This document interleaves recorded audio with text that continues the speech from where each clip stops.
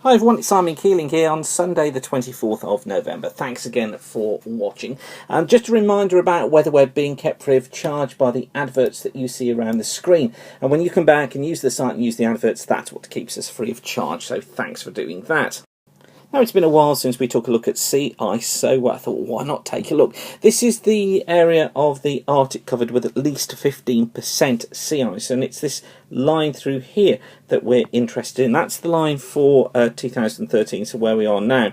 This is 2012, when, of course, we saw such a decrease, and this line here is the average that we normally see. So you can see that the extent of the ice is below normal from the 1981 to 2010 average, but it is above where we were last year. Now, down in the southern hemisphere, this is the Antarctic, and you can see that total amount of sea ice here, which is more than 15%, is well above the normal, which is the dotted line, the 2012 total, which is the dotted line you can see there, and well above as well the average, which is that line there. So far more sea ice than normal in the Antarctic, less than normal in the Arctic. And back to the Arctic, this is how 2013 compares with previous years. The black line through the middle there is 2013, and the red one is 2009. We've got 2010 in green, 2011 in blue, and the 2012 in the cyan colour there. But you can see all of them still below where they should be for the time of year in terms of the mean value, running from 1979 to 2000 on that chart. But back to the nearer future. Models still playing games at the moment. This is the 7 to 10 day mean of the 500 millibar flow.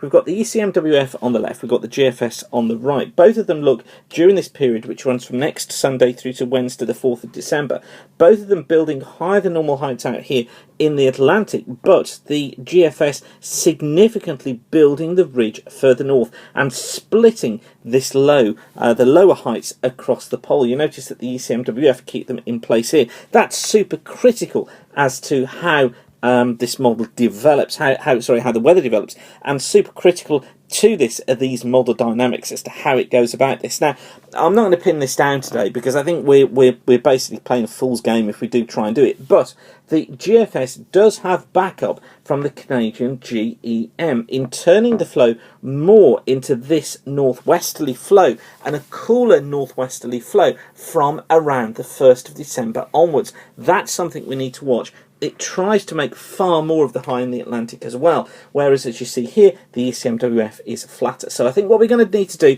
is just to monitor this tomorrow and over the coming days, just to see how this thing progresses. But I wouldn't rule out this colder spell of weather coming in during December again. And remember I said to you from the CFS, it was trying to hint at the middle of the month. Well, the Canadian and the GFS try and make this a little bit earlier, but it's something we need to watch.